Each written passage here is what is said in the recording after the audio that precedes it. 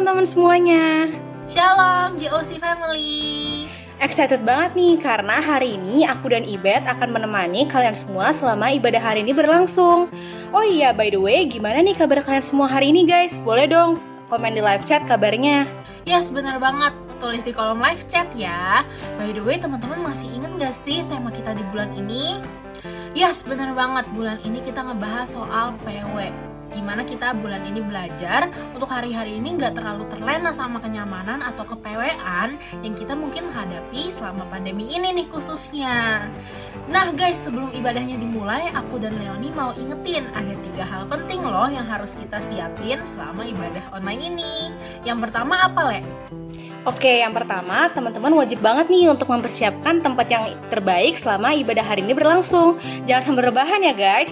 Yang kedua apa nih, Bet? Nah, yang kedua, teman-teman jangan melakukan aktivitas lain ya selama ibadah. Yuk sama-sama kita hargai hadirat Tuhan dan stay fokus. Kalau yang terakhir, Le? Yang ketiga, jangan lupa untuk be excited dan tunjukin antusias kalian di kolom live chat. Yes, bener banget. Itu tadi 3 hal penting yang kita harus siapin selama ibadah online ini nih teman-teman. Well, tanpa berlama-lama lagi, kita mulai aja yuk ibadahnya. Selamat beribadah.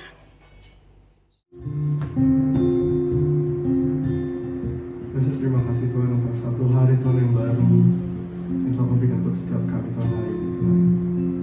Tuhan, hari ini kami bersatu hati Tuhan, kami menyembah Engkau lebih lagi Tuhan. Kami berdiam Tuhan di dalam hadirat-Mu hari ini Tuhan. Teman-teman kita sembah Dia Tuhan.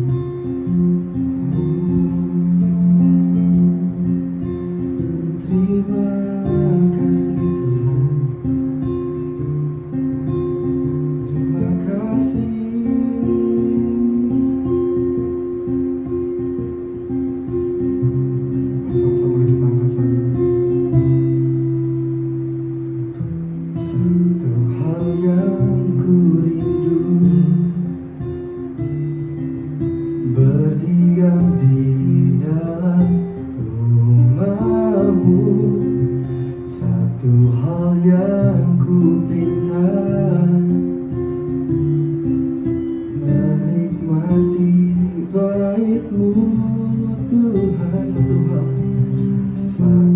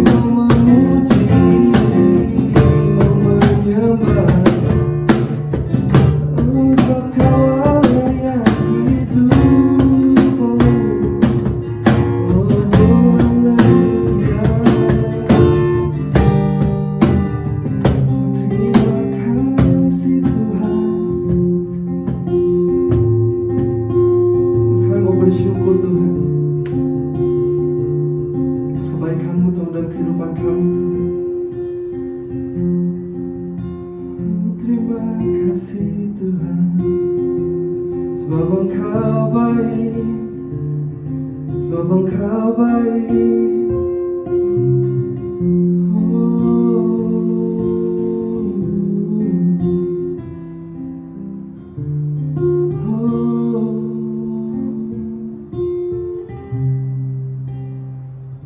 Sama-sama kita angkat lagi.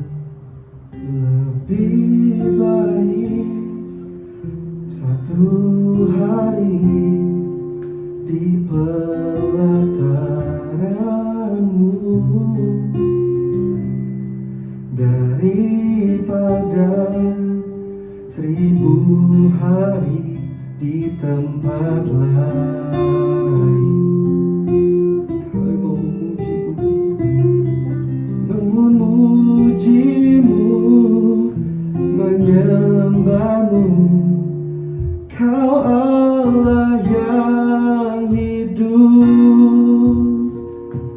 dan menikmati semua kemurahan-Mu. Lebih lagi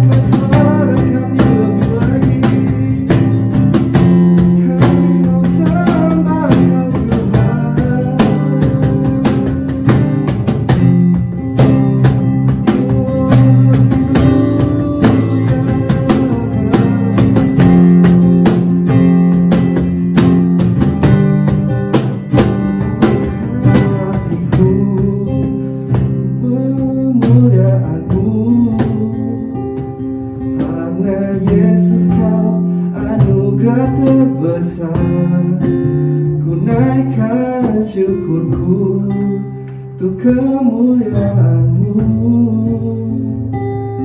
Hanya Yesus Kau anugerah terbesar. Ku angkat hatiku, tinggikan nama-Mu. Hanya Yesus Kau anugerah terbesar. Ku angkat hatiku untuk kemuliaan-Mu. Hanya Yesus Kau anugerah terbesar. Ku angkat hatiku, tinggikan nama-Mu. Hanya Yesus Kau anugerah terbesar. Naikkan syukurku untuk kemurahan-Mu. Karena Yesus Kau anugerah terbesar.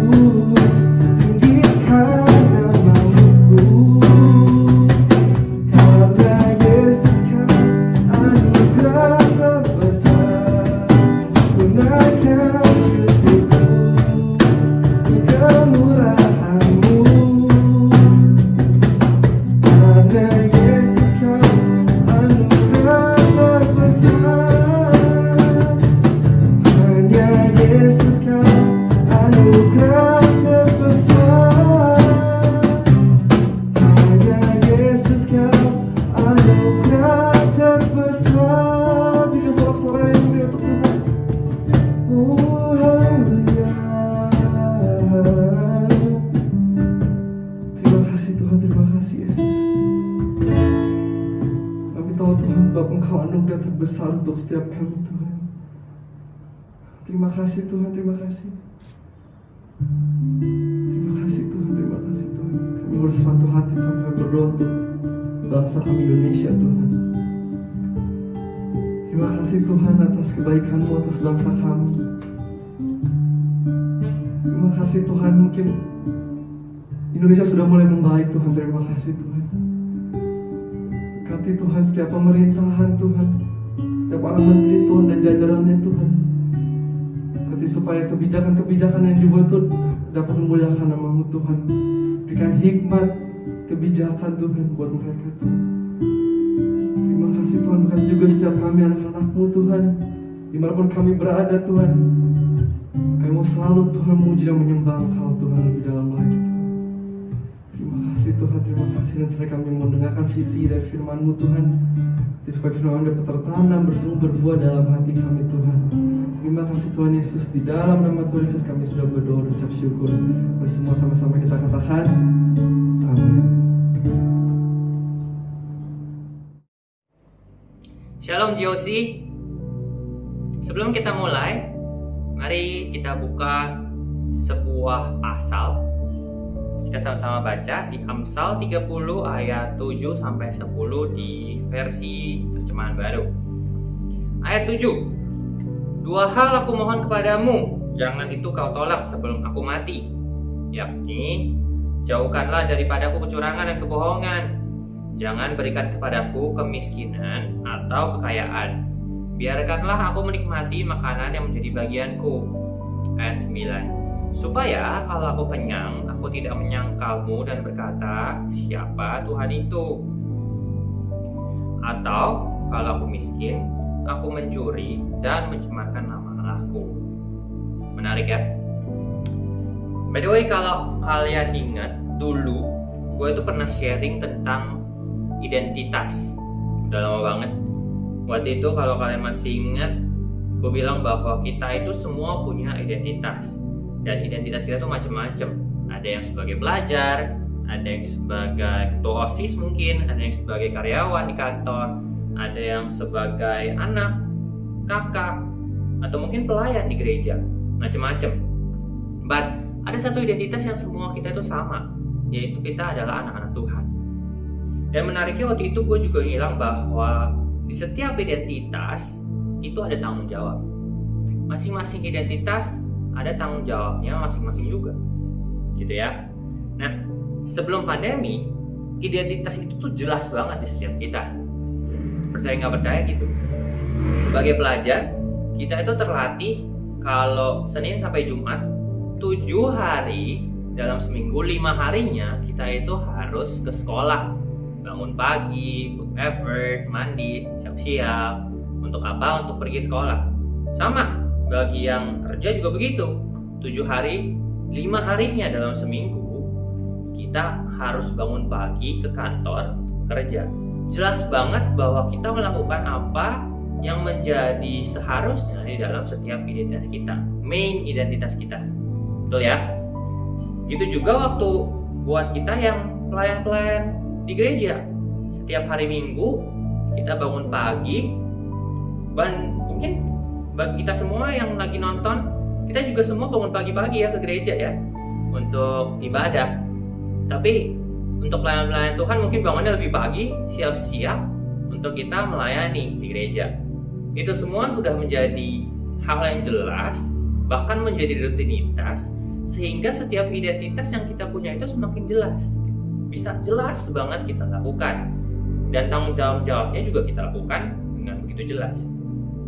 But yang terjadi sejak pandemi adalah semuanya from home. Work from home, school from home, kita serve from home, Sunday service from home, sleep from home, eat from home, semuanya from home. Semuanya kita lakukan di rumah. Oke? Kelihatannya enak men. Ya, semuanya menjadi easy. Gak perlu bangun pagi lagi, nggak perlu siap-siap pagi-pagi lagi. Kayak Ibet misalnya. Dulu waktu kuliah di Atmajaya kan ya? Dia mesti bangun pagi-pagi, naik bus, naik Transjakarta. Jam berapa tuh? Gue nggak tahu dah. Itu naik bus katanya berjam-jam, gue lupa berapa jam, baru sampai di Atmajaya. Kuliah tuh seharian dari pagi sampai malam. Habis itu naik bus lagi sampai di ujung Kelapa Gading. Dari ujung Kelapa Gading sampai Jakarta Pusat, Plaza Semanggi. Setiap hari naik bus. Men, itu capek pasti. Dengan keadaan yang seperti ini, semuanya from home, jelas itu memudahkan. Bukan buat Ibet doang, tapi untuk kita semua. Semuanya jadi easy, semua jadi praktis gitu. But ada masalah ketika kita melakukan ini terlalu PW, yaitu adalah semua identitas itu menjadi satu. Semua identitas melebur menjadi satu dan menjadi blur. Karena semuanya dilakukan di rumah. Dulu yang seharusnya kita kerja di kantor, sekolahnya di sekolah gitu ya. Sekarang semuanya di rumah, sampai tidur juga di rumah, belajar di rumah, kerja juga di rumah. Sehingga kadang-kadang kita mungkin lupa sama identitas kita. Itu menjadi blur. Satu contoh, gue udah 2 tahunan itu nggak pegang bass. Padahal dulu setiap minggu itu gue main bass. Tapi karena udah 2 tahunan pandemi kagak perlu main bass gitu ya, gue tuh lupa gitu bahwa gue itu bisa main bass. Sampai minggu lalu gue sengaja lihat foto gue lagi main bass. Oh iya, gue bisa main bass. Itu gue lupa bahwa ternyata ada satu identitas gue, yaitu gue bassis. Gue bisa main bass gitu. Dan ternyata pandemi ini membuat gue lupa kan identitas gue. Itu kenapa pas kita tadi baca di Amsal 30, si Agur bin Yake itu adalah orang yang ngomong tadi bahwa Tuhan jangan kasih aku kekayaan dan jangan kasih aku kemiskinan. Itu si Agur. Kenapa si Agur ngomong gitu? Padahal secara orang normal kita mikir kayak, masa juga mau dikasih kekayaan gitu kan? Tapi dia tahu kalau misalnya dia dikasih kekayaan, dia akan PW. Dia akan terlena dengan apa yang Tuhan kasih. Dia akan terlena dengan kekayaannya. Dia udah kenyang. Dan dia bilang apa? Dia takut. Siapa Tuhan itu? Dia takut dia bakal ngomong gitu. Ketika dia udah kaya, dia udah kenyang, dia akan ngomong bahwa gue udah gak perlu Tuhan lagi. Gue udah punya semuanya. Gue udah kaya. Gue udah bisa kenyang tanpa Tuhan. Gue apa Tuhan? Siapa Tuhan? Kayak dia ngomong gitu. Dia takut kalau beneran Tuhan kasih kekayaan, dia akan PW dengan semuanya. Dan dia nggak perlu Tuhan lagi. Dan PW itu ternyata terjadi juga sama orang yang kita semua pasti kenal. Namanya Daud. 2 Samuel 11, judulnya Daud dan Batsheba. Ya, perikopnya tertulis Daud dan Batsheba. Gue bacain di ayat 1. Pada pergantian tahun, pada waktu raja-raja biasanya maju berperang, maka Daud menyuruh Yoab maju beserta orang-orangnya dan seluruh orang Israel. Mereka memusnahkan Bani Amon dan mengepung kota Raba. Sedang Daud sendiri tinggal di Yerusalem. 2. Sekali peristiwa pada waktu petang, ketika Daud bangun dari tempat perbaringannya, lalu berjalan-jalan di atas soto istana, tampak kepadanya dari atas soto itu seorang perempuan sedang mandi. Perempuan itu sangat elok rupanya. Oke? So 2 ayat ini menceritakan Daud. Daud itu waktu itu udah jadi raja. Dia ditulis bahwa pada pergantian tahun, raja-raja itu harusnya maju berperang. Tapi apa yang terjadi? Daud itu menyuruh Yoab maju beserta orang-orangnya dan seluruh orang Israel. Jadi Daudnya gak pergi. Oke? Ditulis bahwa sedang Daud sendiri tinggal di Yerusalem. Ngapain? Terjawablah di ayat 2. Ketika suatu petang, Daud bangun dari tempat pembaringannya. Jadi, di saat pergantian tahun waktu raja-raja biasanya maju berperang, Daud ngapain di Yerusalem? Tidur. Luar biasa ya. Dia tidur.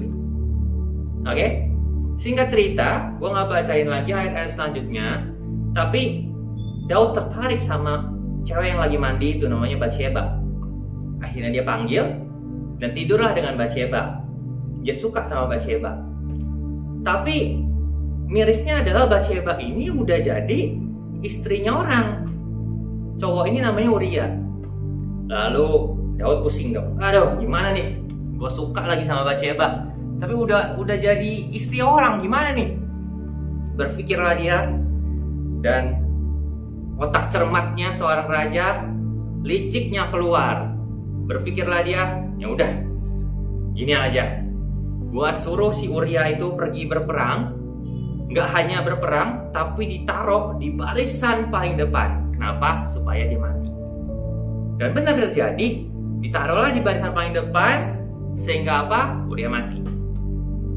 Ketika Uria udah mati, udah, akhirnya bebaslah Batsheba dari kekaman seorang pria. Lalu diambillah sebagai istri. Berhasil dia. Rencana liciknya hebat gitu ya Daud ya. Tetapi perhatikan ayat 27. Tetapi hal yang telah dilakukan Daud itu adalah jahat di mata Tuhan. Dan Tuhan menghukum Daud dengan cara anaknya, waktu itu di pasal selanjutnya ditulis bahwa anak yang dikandung Batsheba itu mati. Gitu ya. So ini adalah cerita seorang Daud yang kita semua kenal. Salah satu ceritanya dengan seorang perempuan bernama Batsheba. Dari cerita ini, yang pertama, gue bisa simpulkan bahwa PW bikin kita lupa identitas kita. Yang lebih parahnya, PW itu bisa bikin kita lupa dengan tanggung jawab yang ada di identitas kita. Wah, itu parah nih. Kita baca lagi, sekali lagi dikatakan di ayat 1. Di waktu dimana seharusnya raja-raja pergi berperang, Daud malah enak-enak tidur di istana. Dikatakan tadi pada waktu petang, Daud bangun dari tempat berbaringannya. Selagi Yoab maju berperang, wah, perang semua, bunuh-bunuhan, heboh. Di ujung garis perang, Daud lagi ngapain? Daud lagi tidur. Padahal apa? Padahal jelas di ayat 1 ditulis, itu seharusnya tanggung jawab raja untuk maju berperang. Itu adalah saat-saat di mana raja-raja maju berperang. Tapi Daud enggak. Daud untuk memilih untuk PW, tidur aja di Yerusalem. Biarin aja bawahan-bawahannya pergi maju berperang. In fact, kita belajar sama-sama sejarah Alkitab. Kenapa raja itu ada? Padahal dulu, sebelum adanya raja-raja, itu Israel, Yerusalem, Yehuda itu dipimpin oleh nabi-nabi. Tapi pada satu saat orang-orang Israel itu minta sama Nabi Samuel, gua mau raja. Kenapa? Karena saat itu bangsa Israel lagi dijajah sama bangsa Filistin. Mereka mau ada satu orang yang mimpin mereka untuk maju perang sama orang Filistin dan memenangkan dan bebas dari penjajahan itu. Maka itu dipilihlah Saul sebagai raja pertama. Karena Saul saat itu dipilih karena dia itu gagah, dia itu tinggi orangnya gitu ya. Dilihat bahwa wah, ini orang cocok ini jadi raja untuk mimpin bangsa Israel maju perang lawan bangsa Filistin. Dan memang betul saat itu Saul menang perang banyak banget. Begitupun juga Daud. Waktu Daud dipilih sebagai raja, dikatakan bahwa Tuhan memberikan kemenangan demi kemenangan bagi Daud. Daud melakukan tanggung jawabnya dengan baik waktu dia jadi raja, yaitu memenangkan peperangan. Bahkan ada ditulis bahwa banyak wanita-wanita menyanyikan lagu Saul mengalahkan beribu-ribu, tetapi Daud berlaksa-laksa. Jadi Daud ternyata lebih hebat daripada Saul waktu in terms of perang, gitu ya. So, di manakah seorang Daud yang begitu hebat yang membunuh berlaksa-laksa di pasal yang barusan kita baca? Ketika dia udah menang banyak perang, akhirnya dia PW dengan keadaan dia yang tenang aja udah. Toh udah banyak menang, sekarang giliran bawahan gua semua yang pergi perang, gua tidur aja di rumah. Gua tidur aja di istana.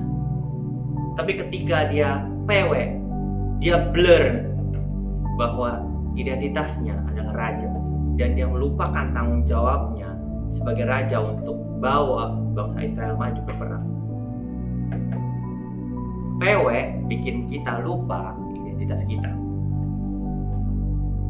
Yang kedua, PW bikin kita lengah. So, saat itu dia lagi tidur-tiduran dan lagi udah petang, dia bangun nih. Udah lagi baru bangun tidur gitu ya. Iblis melihat, wah cocok nih. Dia lagi lengah, dia lagi enak-enakan, dia lagi PW. Ini saatnya gue menyerang dia. Dikasihlah sebuah pemandangan indah buat Daud gitu ya. Dan bener aja, Daud langsung jatuh ke dalam trapnya iblis. 1 Petrus 5 ayat 8 ditulis begini di terjemahan baru. Sadarlah dan berjaga-jagalah.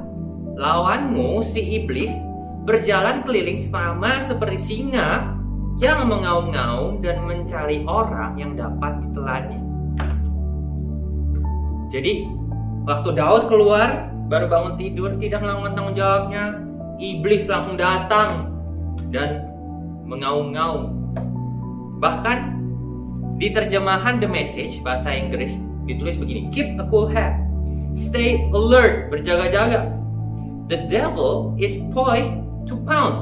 Artinya adalah si iblis itu poised artinya siap, ready to pounce. Pounce itu menelan. Si iblis itu udah siap untuk menelan, and would like nothing better than to catch you napping. Dia tunggu kesempatan waktu kita lagi napping, kita lagi beristirahat, kita lagi tidak berjaga-jaga, kita lagi lengah, langsunglah ditelan oleh singa. In fact, kalau kita baca 1 Petrus 5 mulai dari ayat 1, perikop ini, pasal ini tuh lagi menceritakan tentang gembala dan domba. Makanya di sini ditulisnya singa gitu ya. Dia mengibaratkan iblis sebagai singa. Dan di Alkitab itu sering dibilang bahwa kita, anak-anak Tuhan, kita adalah domba dan Tuhan adalah gembala kita. Oke? Di Yohanes 10 ditulis bahwa Tuhan adalah gembala yang baik.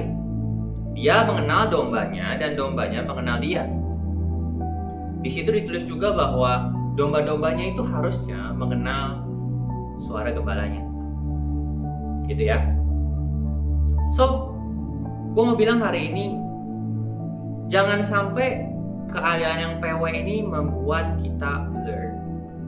Yang pertama, jangan sampai kita blur akan identitas kita.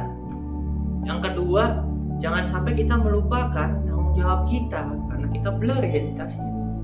Dan yang ketiga, kita blur akan suara Tuhan, akan suara gembala kita. Karena apa? Kalau kita blur akan suara gembala kita, maka domba itu akan hilang.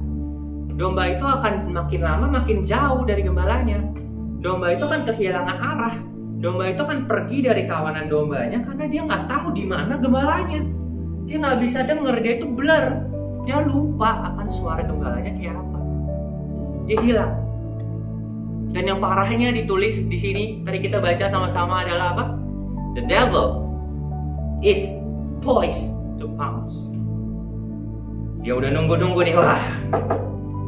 Si domba ini lari dari kawannya. Dia pergi, dia blur akan suara gembalanya. Dia hilang. Saatnya untuk menerkam. Jangan sampai kita blur akan suara gembala kita dan hilang dan akhirnya diterkam oleh iblis. Hati-hati anak-anak Tuhan, hati-hati GOC. But sebagai penutup, gue punya kabar baik buat kita semua. Despite semua keadaan yang ada terjadi saat ini, mungkin keadaan yang mengubah kita, memaksakan kita, menjadikan kita seorang yang mungkin kita nggak kenal lagi, atau mungkin kita blur akan identitas kita, atau mungkin kita lupa akan tanggung jawab kita, kita blur sama suara Tuhan kita hilang. Kabar baiknya adalah Tuhan adalah gembala yang baik. Ditulis di Alkitab bahwa Tuhan rela meninggalkan 99 domba yang lainnya hanya untuk apa? Hanya untuk cari satu domba yang hilang. gue mau bilang bahwa kalian semua gak terkecuali, kalian adalah domba yang berharga di hadapan Tuhan.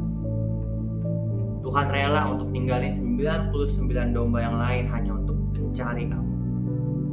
Kamu berharga di mata Tuhan. So, hari ini mari kita cek masing-masing di mana kita saat ini. Apakah kita masih berada di kawanan domba-domba yang seharusnya kita berada? Apakah kita masih kenal identitas kita? Apakah kita masih kenal sama suara Tuhan kita, suara gembala kita, atau kita sudah blur akan itu semua? Kalau kalian merasa, iya ya, suara Tuhan udah makin blur. Iya ya, gue mungkin udah lost track dari jalannya Tuhan. Iya ya, gue udah gak tahu di mana gembala gue dan gue sendirian. Mari buka hati, karena Tuhan mau cari kita. Tugas kita hanyalah mau buka hati supaya Tuhan temuin kita dan kembali ke kawanan domba yang seharusnya kita di mana berada, dan dekat lagi sama gembala kita, karena kita akan dijagai sepenuhnya dalam perlindungan Tuhan, dalam perlindungan gembala kita yang sempurna. Mari sama-sama kita berdoa. Bapa yang baik, terima kasih untuk firman-Mu pada pagi hari ini. Aku berdoa biar kami semua diberkati, kami semua tahu, kami semua ingat dengan jelas, clear picture, apa identitas kami sesungguhnya. Kami adalah pelajar, kami adalah karyawan, kami adalah anak-anak Tuhan. Kami gak mau PW dengan keadaan yang ada saat ini, dan kami mau melakukan tanggung jawab kami dengan sebaik-baiknya. Dan biarlah kami juga punya a clear picture bagaimana suara-Mu ya Tuhan, supaya kami kawanan domba ini gak hilang menjauh dari gembala yang baik, yaitu Engkau. Tuhan, bantu kami anak-anak muda-Mu. Kami butuh Engkau Tuhan. Kami mau dekat sama Engkau, karena Engkau adalah gembala kami.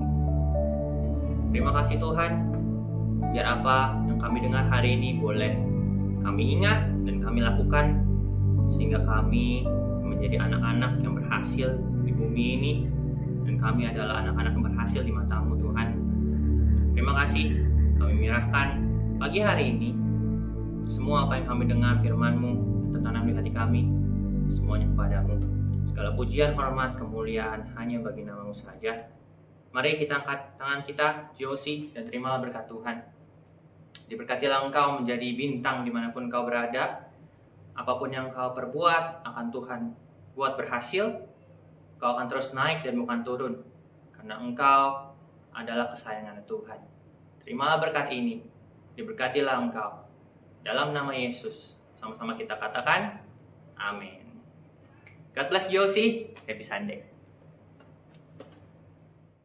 Wah, ibadah hari ini keren banget, sungguh luar biasa. Gimana kalau menurut kamu, Le? Kalau menurut aku sih ibadah hari ini keren banget, Bet. Kalau menurut teman-teman Josie family yang lain gimana? Boleh dong di komen di kolom live chat ya.